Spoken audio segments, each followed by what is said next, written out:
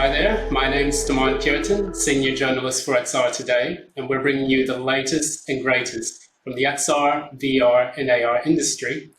And today we have on Joan O'Hara, Vice President of Public Policy at XR Association, to discuss the US Innovation and Competition Act, known as the USICA. So thanks for joining us today, Ms. O'Hara. Thanks for having me. Yeah, good to have you too. And can you tell us a little bit about yourself and your role with the XRA? Yes, I am the Vice President of Public Policy. I handle also government relations. I have a deep background in government work prior to coming to the XRA, where I've been for just over a year now. I worked first on Capitol Hill and the House of Representatives Committee on Homeland Security, where I was general counsel. And then after that, I went over to the White House to serve as Vice President Mike Pence's Deputy National Security Advisor, and then later as the Executive Secretary of the National Security Council. So good government experience that really helps to inform the work I'm doing now.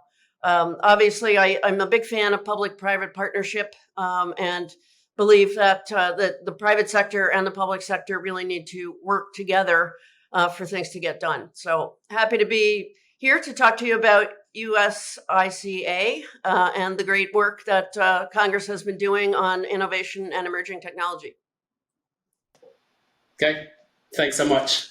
And so we'll just get into the conversation. We have a lot to chat about today. Firstly, I'd like to ask you the main question. So what is the Endless Frontier Act? And what is its role in the US Innovation and Competition Act? Sure. Why are the two separate, and what exactly do they do? Well, they're not separate anymore. The Endless Frontier Act was a standalone bill. It was introduced by Senator Schumer, but it became a part of a bigger package known as USICA. So it is now a section of USICA along with several other bills. So basically, there were a number of initiatives, legislative initiatives, that had similar objectives. So rather than pass them individually, they were packaged up as the U.S. Innovation and Competition Act. So EFA, the Endless Frontier Act, is still intact, but rather than being a standalone bill, it's now part of that bigger package. Okay, gotcha. So we can go into the next one.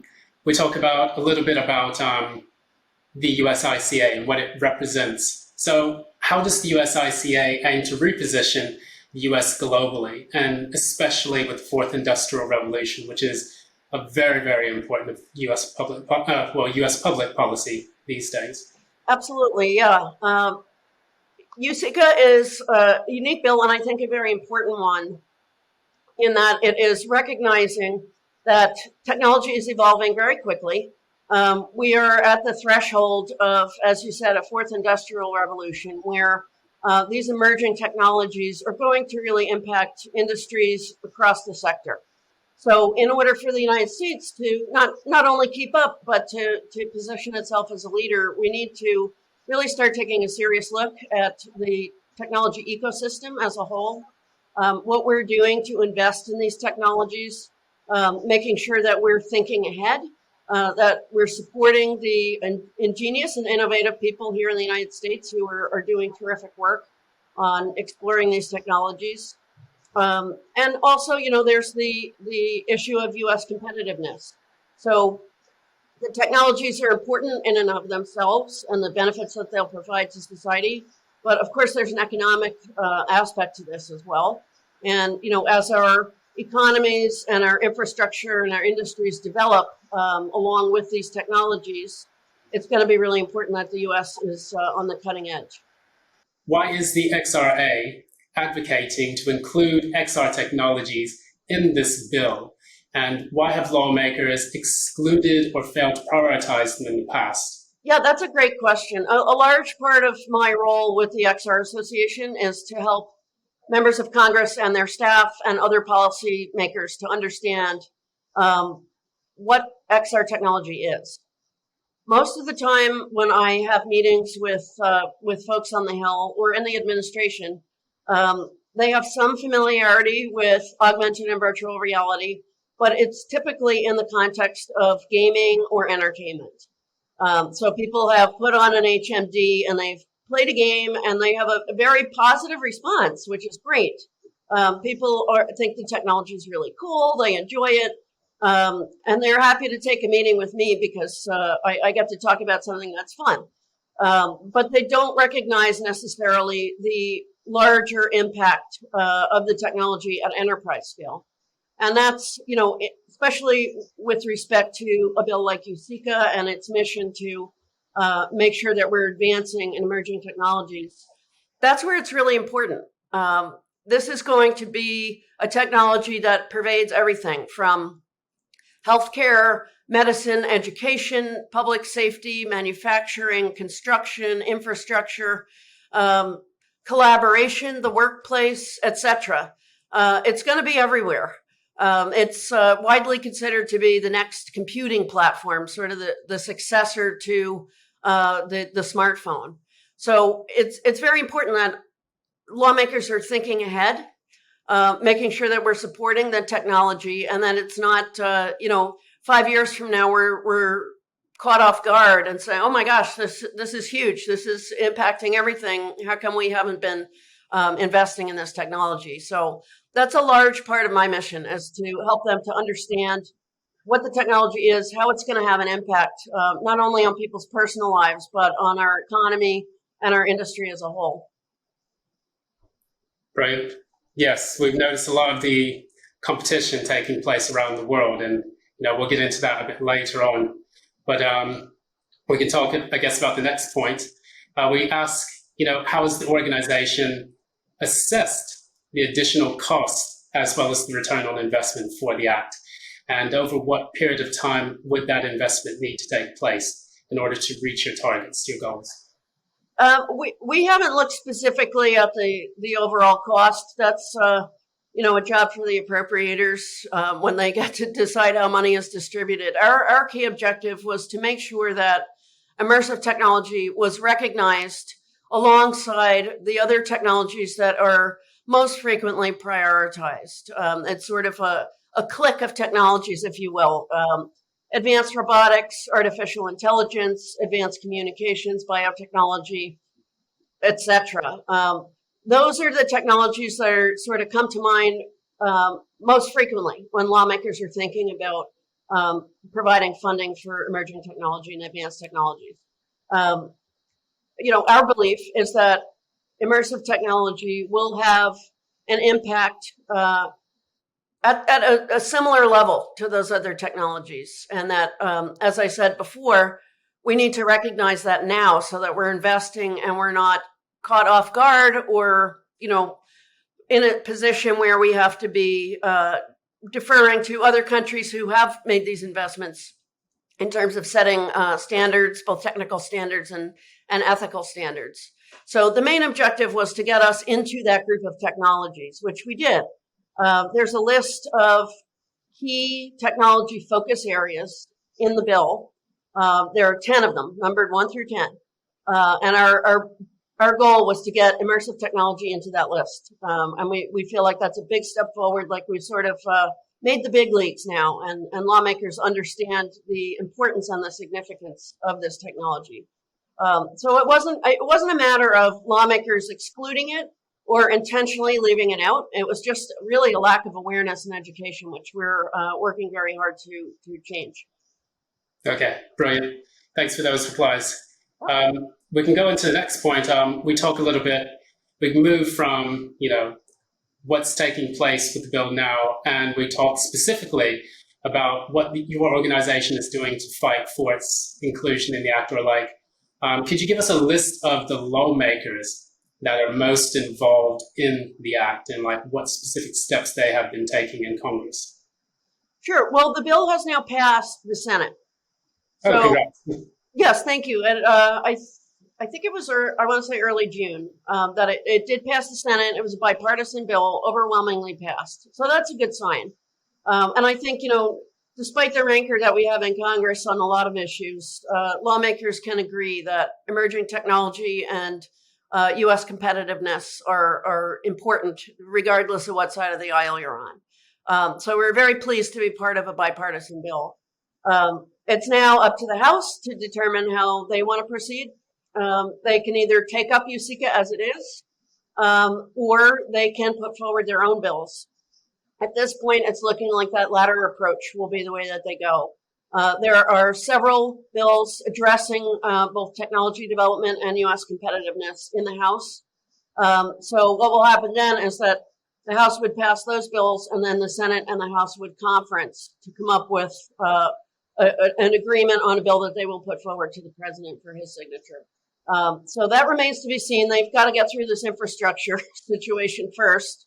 I'm sure you've been tracking that in the news. That's sort of front of mind for everybody right now. But we're expecting that in the fall, when members and senators return from recess, the August recess, that they'll take up this issue again. So we're really excited to see where it goes. But it's looking good because, as I said, lawmakers agree that this needs to be a priority. Okay, thanks for sharing that. Guess we'll get on to the next bit. We talked about a lot of the brands maybe that are involved in, passing this bill, and, I'd like to know specifically, I think there might be a little bit of feedback here. I'd like to know which brands specifically are included in this bill, and how are they helping to pass the USICA? Are there any other organizations involved as well? This was, I am proud to say this was an XRA effort. We're really the only trade association that focuses on immersive technology at this point. So this was our initiative, and again, we couldn't be more thrilled that we got the language into the bill.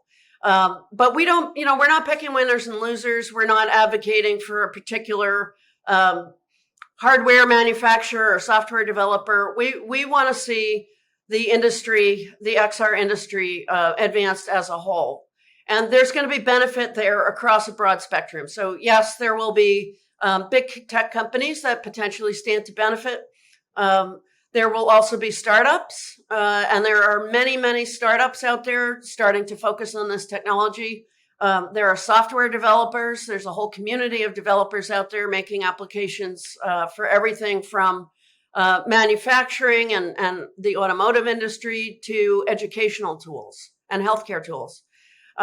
There's also the universities that are investing in research, and there are probably close to 50 universities in the United States that have some type of program focused on immersive technology. And that's where a lot of really great research is being done. So we really are very pleased to hopefully help advance the work that's being done at those universities. And many of the actual researchers at universities and colleges across the country supported our effort. They signed on to a letter to the Senate advocating for immersive technologies inclusion in the Endless Frontier Act. So they support us, and in turn, we're supporting them, and hope to see, like I said, if this bill passes, that it will benefit the entire ecosystem, not anyone in particular. And I guess we can talk a little bit about the competition that you've incurred abroad. We have other countries that are involved in their own projects, such as China. They've recently passed 1.4 trillion in funds for their Made in China program for their emerging tech initiative. The European Commission has also passed its Tech for All Europe program that also aims to build key technologies across the continent. And then, of course, the UK has its own assessment, which is the Tech Nations 2021 report. They talk about how they're investing a lot of venture capital, and I think that they are the third largest in the world at the moment. So now for the United States, we can talk about how the new tech race is reshaping the world and what are the consequences of failing to keep up with international competitors. Well, this bill, USICA, the whole bill, I think is, a step in the right direction in terms of what you mentioned other countries are doing. And, competition is a good thing. It helps to drive progress. It's, that's how we end up with the best products, I think. So competition in and of itself is I think, a positive. But first and foremost, we want to make sure that the technology, as it develops and as it is adopted, reflects the values of user privacy, the best interest of the user, accessibility, democratization, that it's used for societal good. So that's an incentive for us to take a lead in the United States. Also, you asked what are the consequences if we fall behind? And then I think, as I said earlier, then you're sort of, you have to defer to others as standards are developed, as components are developed, as hardware and software become more sophisticated and more mature. It's important that the United States remains a leader in this space so that we can put, we have a lot of brilliant minds, obviously, especially in technology here in the US, especially in Seattle and in California. We want to make sure that we're supporting those efforts and those brilliant minds to be able to come up with new ways for society to benefit. So in terms of the competition, again, it's good to have that. And there are countries that we want to partner with, that we want to share information with and share ideas. But, first and foremost, as this technology becomes more ubiquitous, it's really important that it's reflecting the right kind of objectives and the right values. Okay. Well, lovely thoughts and lovely points that you've made there. That covers basically everything. So thank you so much, Ms. O'Hara, for sharing that with us today. So I'm very happy to talk about it. Thank you for your interest and for hosting today. Okay, thanks again. Yeah, my pleasure as well. So so if you guys enjoyed today's conversation, please like, share, and subscribe to our content so that you can always be kept in the loop. Feel free to also spread the word on our conversations from XR Today with the hashtag XR News on Twitter, LinkedIn, and Facebook. And once again, this has been Joan O'Hara sharing her thoughts with us about the USICA bill. And thank you so much for joining us today. Thank you. Okay, thanks again. And yes, this is Cureton again from XR Today. Have a good day today and see you next time.